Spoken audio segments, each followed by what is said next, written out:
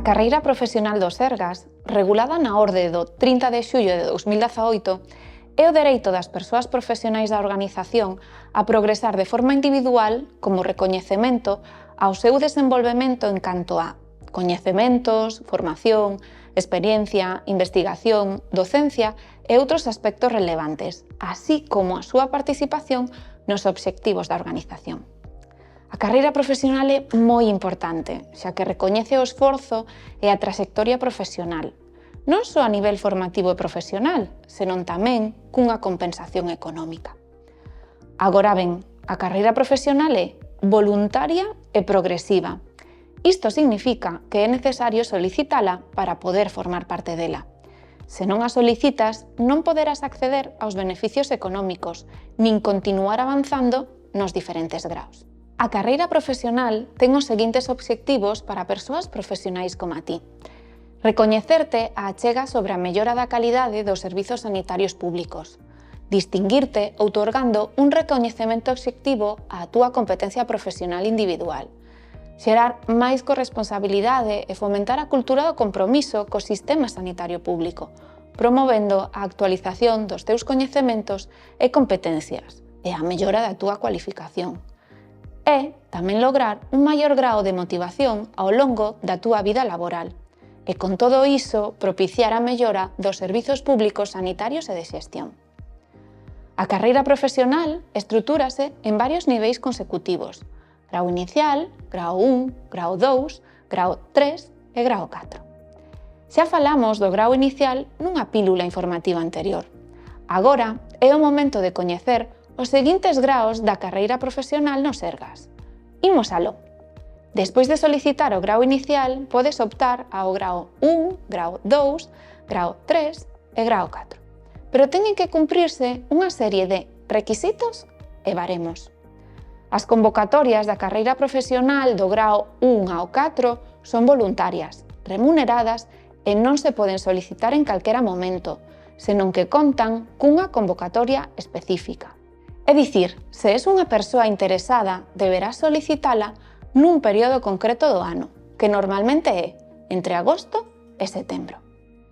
Os requisitos para acceder ao sistema de carreira profesional e progresar nel son: 1. Ser persoal do Sergas ou de entidades públicas adscritas á Consellería de Sanidade. 2. Estar en situación de activo ou en calquera outra situación administrativa que supoña reserva de praza. 3. Presentar a solicitude de recoñecemento de grao no período da convocatoria correspondente. 4. Acreditar o período de permanencia que mostramos, que varía de 5 a 7 anos en función do posto e grao. Para os efectos de completar o período de permanencia, será computado o tempo transcorrido en situación de servizo activo ou en calquera outra situación administrativa que supoña reserva de praza. 5. Superar a correspondente avaliación. Unha vez acades un grao, podes manterte no que xa tes ou optar por progresar na carreira profesional para conseguir máis. Dependerá de ti pedir o seguinte. E repetimos, os requisitos para acceder ao grao solicitado deberán reunirse dentro do prazo de presentación de solicitudes da convocatoria, que soen ser 1 ou 2 meses. Unha vez revisados os requisitos para a solicitude de grao do 1 ao 4, imos adentrarnos nos baremos. Os baremos adáptanse ás características de cada colectivo profesional, profesión ou categoría e están relacionados cos coñecementos, competencias, actividade asistencial ou desempeño do posto, formación, docencia, investigación, innovación e implicación e compromiso coa organización. Dentro dos baremos existen 4 áreas a valorar. A área 1 de actividade asistencial profesional, que combina a parte de actividade profesional e as competencias persoais avaliadas mediante enquisas. A área 2 de competencia asistencial e profesional, que nestes momentos non está publicada e non aplica baremo. A área 3 de formación, docencia, investigación e innovación. e a área 4 de implicación e compromiso coa organización. En cada convocatoria específica inténtase axustar e rebaixar a puntuación para cada área, pero por norma xeral a correspondencia é a que vamos mostrar a continuación. No caso de profesións sanitarias con titulación universitaria é a seguinte táboa. Nas categorías sanitarias de formación profesional, persoal técnico sanitario, é esta información. No caso das categorías de xestión e servizos de persoal de formación universitaria, a táboa de puntos é a seguinte. E nas de categorías de xestión e servizos doutro persoal de xestión e servizos da información é a que mostramos. Con carácter xeral, para acceder a cada grao, precisará superar polo menos un número mínimo de puntos que son, para o grao 1, 60 puntos, para o grao 2, 65 puntos, para o grao 3, 70 puntos e para o grao 4, 75 puntos. Ademais, para o recoñecemento do grao será necesario que obteñas polo menos un 30% do número máximo de puntos previstos en cada unha das áreas 1 e 3. A carreira profesional é progresiva, polo que é moi importante que ao longo dos 5 ou 7 anos de permanencia en cada grao vayas adquirindo puntos de cada área. Sobre a área 1 xa falamos nunha pílula exclusiva.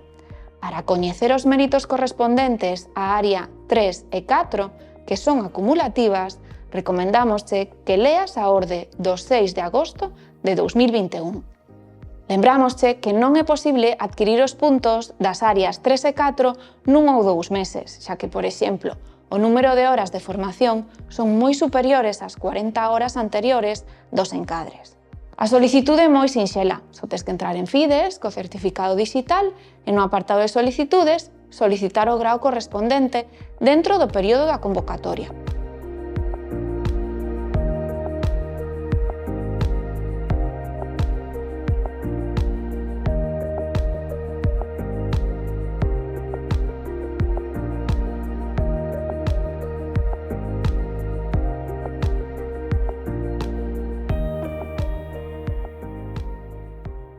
Posteriormente existen 3 estados: borrador, confirmada pendente de rexistrar e validado.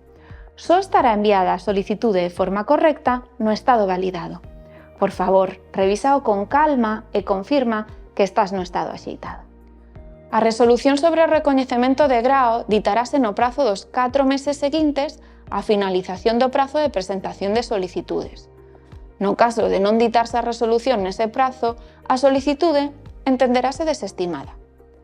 A resolución de recoñecemento do grao terá efectos dende o día 1º do 4º mes seguinte a aquel en que finalizou o prazo de presentación de solicitudes.